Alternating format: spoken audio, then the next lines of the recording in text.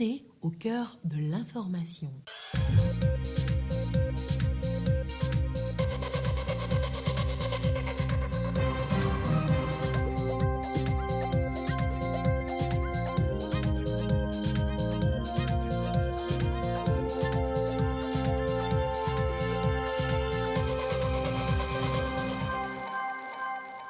Mesdames, Messieurs, bonsoir. Le Forum des producteurs agricoles étape de la région maritime s'est achevé hier samedi. L'État s'est engagé à écouter et recenser les besoins des producteurs. Ces derniers ont eu l'opportunité d'échanger avec le chef de l'État, Faure Essosimna Gnassingbé, hier. Des précisions à suivre en début d'édition. Autre sujet à aborder, ces échanges entre acteurs de l'économie. Ils ont été édifiés sur les innovations contenues dans la loi de finances exercice 2023, une tournée voulue et organisée par la Chambre de commerce et d'industrie du Togo. L'étape de la région des Savanes à suivre dans ce journal.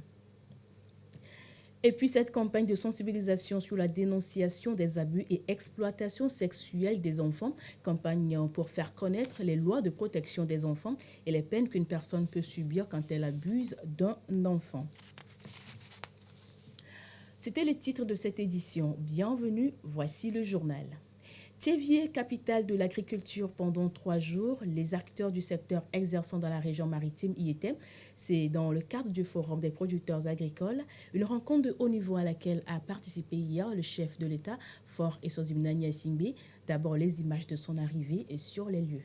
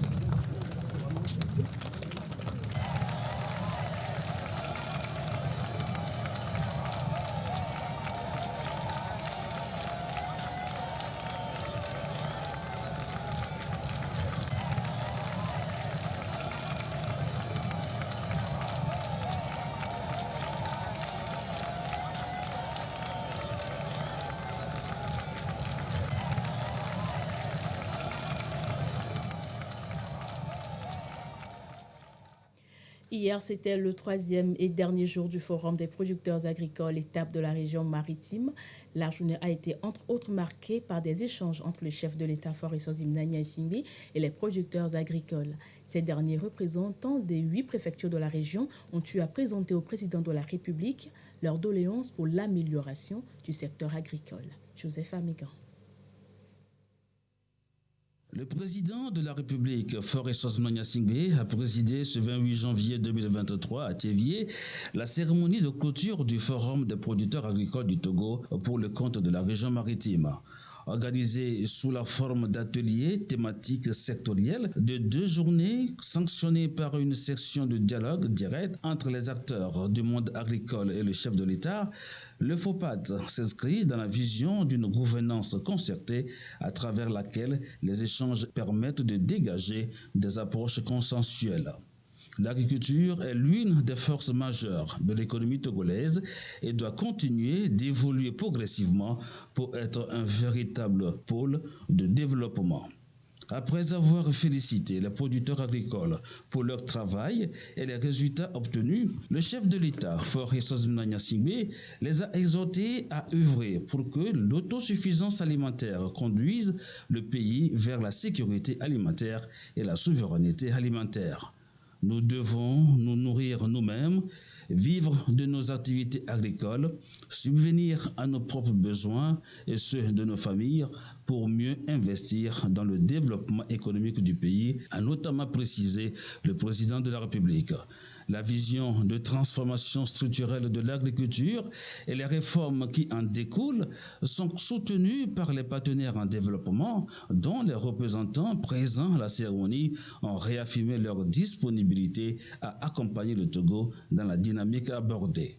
Les producteurs agricoles venus des 8 préfectures de la région maritime ont pour leur part exprimé leur gratitude au chef de l'État pour le cadre de dialogue que constitue le FOPAT et pour les politiques mises en œuvre pour conduire l'agriculture togolaise à une transformation structurelle.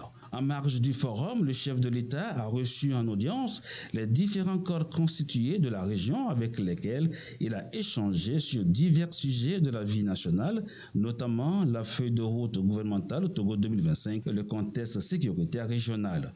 Initiative présidentielle, le Forum des producteurs togolais est un cadre d'échange, d'écoute et de partage d'expériences pour une gestion inclusive du secteur agricole. En réponse aux doléances et attentes des producteurs agricoles, ce lot de matériel agricole mécanisé mise à leur disposition, une action du chef de l'État Faure Ressources Nsingbe, l'agriculture togolaise se mécanise davantage. De Douaré. Des difficultés de mécanisation agricole évoquées et sur le champ, un début de solution avec des matériels. Sémoires, repiqueuses moissonneuses, vanneuses, décortiqueuses, motoculteurs, il y en avait de toutes les couleurs pour réduire la pénibilité du travail dans les champs. Des machines qui viennent en appui à la main-d'œuvre agricole. Moi, je suis dans la production de riz. Donc, nous, on a besoin des motoculteurs, des vanneuses, des égreneuses, en plus des semeuses. En vérifiant, j'ai trouvé que les matériels se trouvent dans le lot. Les matériels là vont nous servir beaucoup parce qu'on n'a pas de main d'œuvre. Ce sont les matériels qui peuvent travailler. Je suis dans le domaine de l'agriculture et maïs. Mais bon, les motoculteurs comme ça c'est important pour accroître ma production. Il y a une repiqueuse toujours à ma droite. Et aussi, il y a l'autre là qui aplatit bien le sol pour nous. C'est-à-dire que ça nous permet de repiquer par ligne correctement à des schémas culturels corrects. Pour le Bamono, nous avons sollicité, comme nous sommes dans la culture de riz, maïs, soja et niébé. Donc, il nous a reçus, il nous a accepté de nous fournir les matériaux nécessaires pour l'évolution de l'agriculture. Puisque sans ces machines, on ne peut rien. Parce que maintenant, comme il veut accroître la production, donc il a voulu que ces machines soient disponibles dans la préfecture du Bamono. La production de masse demande beaucoup d'investissement dans la mécanisation. Le chef de l'État a rassuré les producteurs, des actions seront prises pour que des machines leur soient mises à disposition. L'une de ces politiques agricoles, c'est d'attirer les jeunes qui craignent encore le labour à la main vers le secteur agricole et la mécanisation se trouve être une solution. Un nouveau pas a été franchi. Les producteurs promettent de mettre en valeur ces matériels pour accroître la productivité. L'acquisition de ces matériels-là fait de notre agriculture togolaise maintenant une agriculture attrayante par la population jeune d'abord. Là, je remercie l'État pour ça. Nous sommes très ravis que nous allons mettre en valeur ces machines et d'ici l'an 2025, la production togolaise va quand même doubler ou voire tripler. Des solutions également trouvées aux problèmes d'eau, à l'irrigation et à l'exportation des produits, entre autres. Les producteurs repartent rassurés, le chef de l'État en premier. Des stands ont été aménagés pour l'occasion et au dernier jour de la rencontre, le président de la République, Faure Ressources Nsingbe, y a fait un tour. Il a pu toucher du doigt les spécificités de chacune des 8 préfectures de la région maritime. Ekouessala. Le président de la République, Faure Essozimna Gnassingbé, en immersion dans les spécialités de la région maritime. Plus de 20 stands sont ouverts pour mettre en lumière les produits locaux transformés de la région, mais aussi le génie des entrepreneurs agricoles. Les 8 préfectures de la région maritime sont toutes représentées. Nina est venue avec des mets de la préfecture des lacs, du yakayake et bien d'autres produits dégustés par le public. Ici, nous avons la sauce du poisson frais appelée communément l'amoumou. Ce sont les poissons frais que nos pêcheurs ramènent sur la mer. Des fois, ils apportent les ingrédients sur la mer et préparent dans la pirogue pour manger. L'eau bout et ils mettent du curry dedans pour préparer. C'est pourquoi on dit en vernaculaire et siafion. Et nous appelons communément le sifion. Ça apporte beaucoup de choses pour la santé car ce sont des choses bio. Quand les agriculteurs arrivent leur retour avec du maïs, nous transformons le maïs pour faire le yakaoke.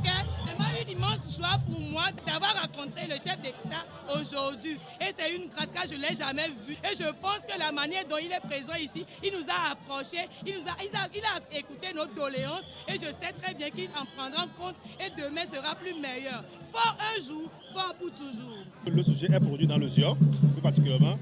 Donc pour booster, pour valoriser cette tubercule, nous avons pensé de le transformer en huile.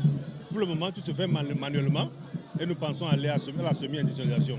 Sinon, c'est ici, on produit et on transforme. Dans sa visite, aucun stand n'est oublié. Le chef de l'État, Faure Essozimna Gnassingbé, les a tous sillonnés.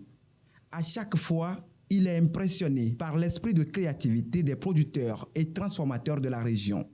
Chez Olivia, spécialisée dans la production et la transformation des épices, le président de la République a même accepté de repartir avec l'un de ses produits. Nous composons des épices mélangées, les épices simples et les compléments alimentaires aussi.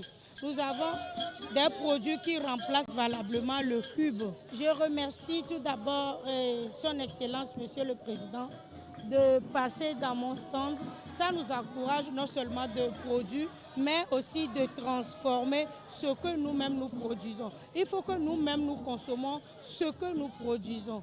Et ça nous encourage beaucoup à continuer dans ce sens-là. La visite des stands par le chef de l'État, Faure Essozimna Gnassingbé, marque la fin des travaux du Forum des producteurs agricoles pour le compte de la région maritime. L'initiative est très saluée par les acteurs agricoles de la région. Tous restent confiants quant à sa contribution à l'amélioration de la production nationale.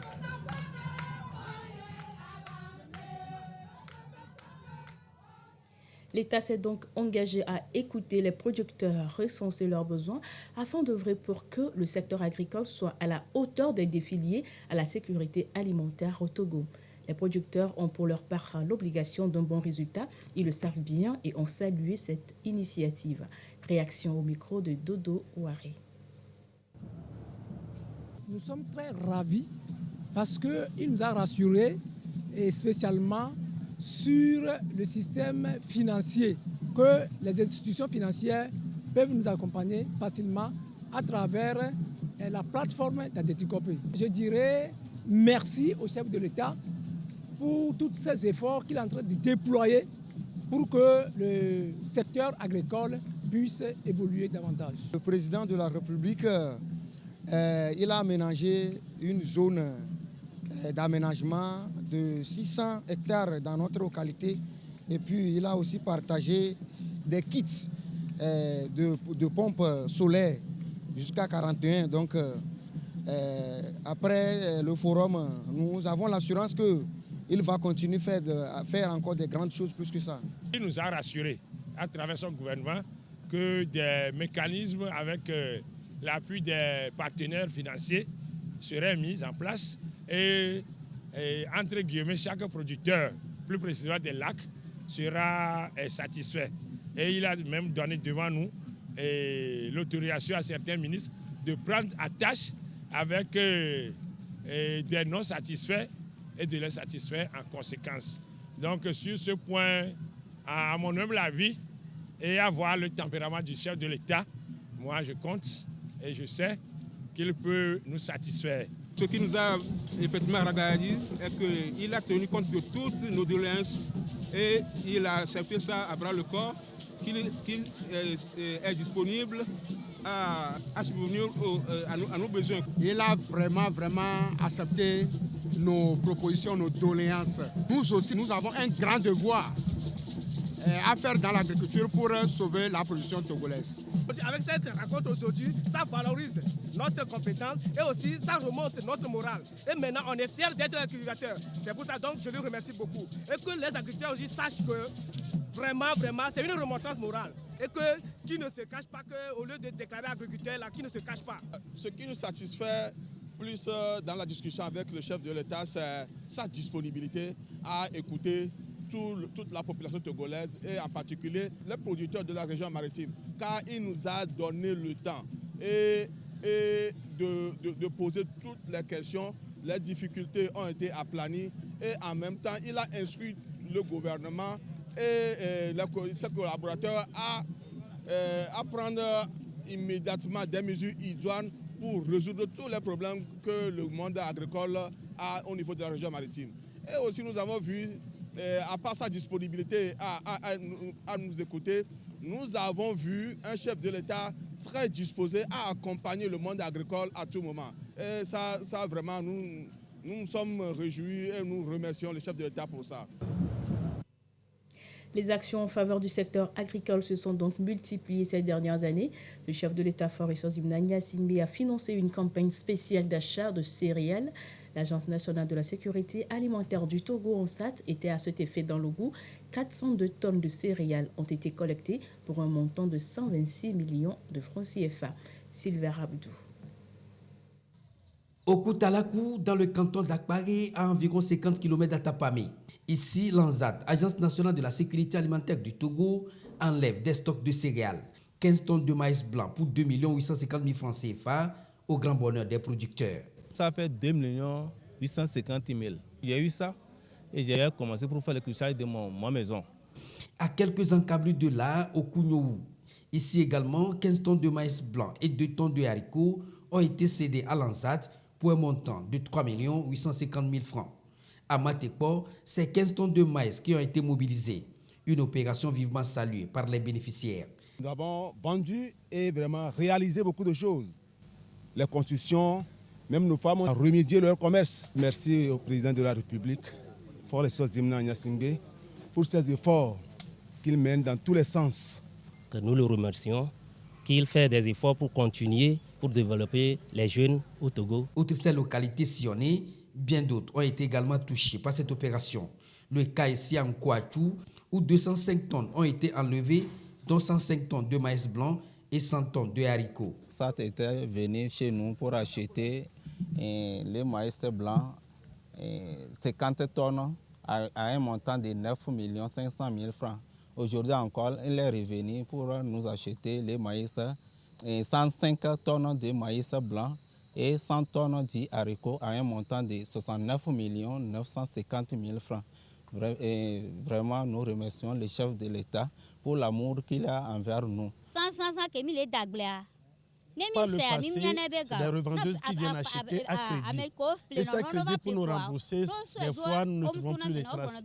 Mais avec l'arrivée de l'ANSAT quelques années jusqu'à ce jour, ça nous a permis de vendre nos produits et de recevoir de l'argent en un tout. Et c'est ce qui nous permet de financer la scolarité de nos enfants, d'autres qui sont à l'université. Cela nous a permis d'acheter des terrains à Tapamé, de construire là-dessus. Nous en avons acheté des terrains à Lomé, nous avons construit là-dessus. Vraiment, nous manquons de mots pour exprimer cette satisfaction. Nous prions Dieu Tout-Puissant de soutenir le chef de l'État, de le garder, afin qu'il continue toujours par nous appuyer pour un changement significatif de nos populations. Dans chaque localité, le DG de l'ANSAT, le colonel Urokura Gadazi, a exhorté les producteurs à travailler ensemble pour mieux bénéficier des appuis du gouvernement. Il leur a demandé de signaler les stocks restants et surtout de faire preuve de vigilance en ce qui concerne les achats des commerçants véreux qui mettent sur le marché des faux billets. La feuille de route gouvernementale 2025 ambitionne de ne laisser personne de côté. Cela se traduit dans les actions à travers plusieurs initiatives. La loi de finances exercice 2023 porte en elle de nouvelles mesures, notamment en faveur des opérateurs économiques. La Chambre de commerce et d'industrie du Togo échange avec ses opérateurs économiques sur les innovations contenues dans cette loi de finances. L'étape de la région des Savanes avec Gérard Lagoudou. Pas de répit pour le gouvernement togolais face aux difficultés rencontrées par les opérateurs économiques. De nouvelles mesures sont introduites dans la loi des finances budget exercice 2023 en vue d'offrir de meilleures conditions aux opérateurs économiques. Ici à Dapaon, la Chambre de commerce et d'industrie du Togo échange avec les opérateurs économiques de la région des Savanes sur l'entreprise face à la loi des finances 2023. Il y a des points de la loi des finances 2022 qui ont été reconduits et il y a encore de nouvelles mesures et même avec effet rétroactif afin que les opérateurs économiques puissent en bénéficier. Les nouvelles mesures adoptées par le fisc afin de permettre aux entreprises de payer moins d'impôts et d'avoir le goût du paiement de l'impôt. Pour permettre aux ménages d'avoir un pouvoir d'achat plus élevé, l'État applique ces mesures de faveur aux entreprises afin que cela puisse répercuter sur la consommation des ménages. De la crise sanitaire liée à la Covid-19 aux défis sécuritaires, en passant par la guerre russo-ukrainienne, les activités ont tourné au ralenti. Ces nouvelles mesures constituent une lueur d'espoir saluée ici par les participants. Les mesures qui ont été prises vont nous permettre non seulement de faire des déclarations à l'OTR, mais de pouvoir vraiment assurer la viabilité de nos entreprises et aussi pouvoir drainer nos jeunes frères et sœurs qui sont dans cette lancée, de pouvoir déclarer leur entreprise et travailler dans le formel. Nous disons d'abord merci au chef de l'État, merci à tout le gouvernement, merci aussi à la Chambre de commerce et d'industrie qui ne cesse de nous accompagner pour le bonheur des populations togolaises. La présente mission d'information et de sensibilisation des opérateurs économiques sur l'entreprise face à la loi des finances 2023, conduite par la Chambre de commerce et d'industrie du Togo, a également pris en compte les autres régions économiques du Togo. À l'étranger, deuxième tour des élections législatives ce dimanche en Tunisie. Enjeu majeur, le taux de participation sur fond d'abstention, de division politique et de difficultés économiques. Le taux de participation était de 11,2%. Retour en page nationale, l'Observatoire togolais des médias OTM a renouvelé son bureau exécutif. À l'issue de cette assemblée générale élective, plusieurs membres du bureau sortant ont été reconduits pour un mandat de 2 ans. Issaka Aruna. Le renouvellement du bureau exécutif de l'Observatoire togolais des médias OTM a débouché sur la reconduction du président, comme d'ailleurs de la plupart des membres, couronnés sans doute par le travail abattu au cours de leur mandat. Les conséquences qui sont liées à l'application du nouveau code de la presse et de la communication, ça a entraîné les retraits de récépissés, ça a entraîné des détentions, ça a entraîné beaucoup de situations que l'OTM, avec l'ensemble des organisations de presse, a eu quand même à régler. Nous avons réussi quand même à réaliser certaines activités qui vont naturellement dans le respect des statuts que l'OTM nous imposait en tant que membre du bureau. Nous avons également réalisé des ateliers pour renforcer la capacité des professionnels des médias sur certaines thématiques. Et notre mandat n'a pas été de tout repos, surtout pour les questions de défense de liberté de presse. Nous avons pratiquement en fin de notre mandat réussi quand même à caler l'exécution d'un projet sur la promotion de la liberté de presse et la défense des droits des défenseurs des droits de l'homme. C'est un projet dont l'exécution va commencer bientôt. Un mandat intéressant au goût d'inachevé, selon le nouveau président Fabrice Pétiesi. Les ambitions que nous avions en postulant à la présidence de l'OTM ont été un peu entamées par cette situation liée à la crise. Ce qui a fait que nous avions certains projets que nous n'avons pas pu dérouler. Au-delà des charges classiques dévolues au bureau de l'OTM, nous allons beaucoup faire dans la promotion de la liberté de presse et également de la protection des défenseurs des droits de l'homme. Au-delà de ça, nous allons toujours continuer d'abord à renforcer l'OTM dans ses prérogatives. Depuis un certain temps, l'OTM est sollicité pour beaucoup de choses, notamment la nouvelle loi organique de la HAC qui place l'OTM au centre dans la désignation des membres de la HAC. Donc ça fait partie quand même des éléments qui vont nous préoccuper au cours de ce second mandat. Nous nous battrons pour que la confraternité soit beaucoup plus renforcée au sein de la corporation de la presse togolaise. Tribunal des pairs, le bureau exécutif de l'OTM est composé de représentants d'organisations de presse et de la société civile. Il est élu pour un mandat de 2 ans. L'actualité ce soir, c'est aussi cette campagne de sensibilisation sur la dénonciation des abus et exploitations sexuelles des enfants.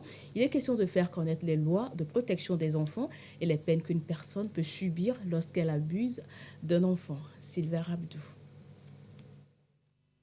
Fiche SOS Village d'enfants dénonce certaines mauvaises pratiques, des abus et exploitations sexuelles dont sont souvent victimes les enfants et jeunes filles. Et pour venir à bout de ce phénomène, un projet a été initié. Intensification de la lutte contre l'exploitation sexuelle des enfants. Et l'une des stratégies, la sensibilisation, comme cette campagne menée ici à Fékouta. Il s'agit d'entretenir le public et surtout les encourager à briser le silence pour dénoncer les auteurs de ces actes. De nos jours, la plupart de nos jeunes filles sont exploitées, sont abusées sexuellement. Et dans ces cas de violence, nous avons constaté également aussi qu'il y a le refus de dénoncer ces cas d'abus sexuels envers nos jeunes filles. Raison pour laquelle nous avons organisé cette campagne de sensibilisation pour sensibiliser, pour renforcer les connaissances de la population dans sa globalité sur comment est-ce qu'il est important de briser le silence lorsqu'il y a un cas de viol, lorsqu'il y a un abus sexuel dans nos milieux. C'est donc un éveil de conscience pour davantage amener les uns et les autres à un changement de comportement pour une lutte accrue visant une meilleure protection destinée à assurer la sécurité sociale des enfants. Cette campagne s'est aussi rappelée au grand public les conséquences pénales qui existent lorsqu'une personne est victime d'abus et exploitation sexuelle. Nous avons remarqué que les gens ignorent un peu la loi sur les infractions à caractère sexuel, alors que la loi punit sévèrement généralement les abus sexuels et surtout lorsqu'il s'agit des mineurs. C'est pour leur rappeler qu'il y a la loi qui existe, qui protège les enfants et qui punit tout acte qui va à l'encontre des droits de ces enfants lorsqu'il s'agit du sexe. Pour les parents, cela permet de redresser les enfants et réduire significativement cette pratique. Éduquer une fille, c'est éduquer une nation. Alors, cette campagne de sensibilisation vient pour encourager nous, encadreurs des élèves, et nous soutenir et donner un élan pathétique à la politique du gouvernement. La démarche de SOS Village d'enfants, c'est amener les uns et les autres à assurer un avenir meilleur et protecteur aux enfants, leaders de demain. Octroi des chèques d'allocation financière à certains orphelins à Lomé par l'ONG Appel et orientation à l'islam pour la bienfaisance. L'ONG AOIB veut ainsi faciliter à ses enfants l'accès à une éducation de qualité. Immaculée Baoué Abalo, Isaka Aruna. Une somme de 49 600 000 francs CFA pour venir en aide à près de 200 orphelins à Lomé. Une allocation financière à la maison du Hadj en faveur des plus démunis. C'est grâce à ONG que nos enfants ils évoluent sur le plan scolaire. Nous remercions sincèrement aux donateurs. À propos de notre chèque qu'on nous a donné, je paie les frais de scolarité à mes enfants, les habits, la nourriture, le loyer aussi.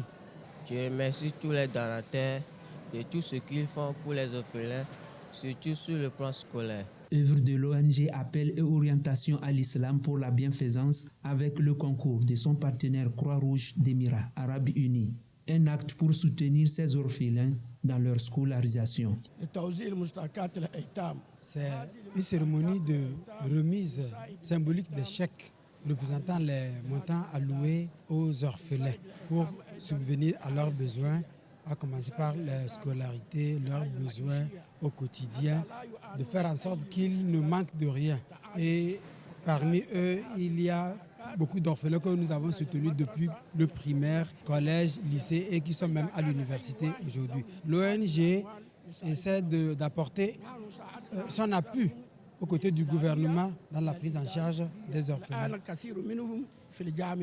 Plus d'1,2 milliard vont être partagés à 3 812 orphelins de Lomé à Saint-Cancé. Créée le 28 octobre 1998, l'ONG AOIB œuvre dans le domaine social, communautaire, sanitaire et éducatif. Ainsi s'achève votre journal préparé par l'ensemble de la rédaction et de la réalisation. Merci à vous de l'avoir suivi. Bonsoir chez vous en compagnie de nos programmes. Au revoir.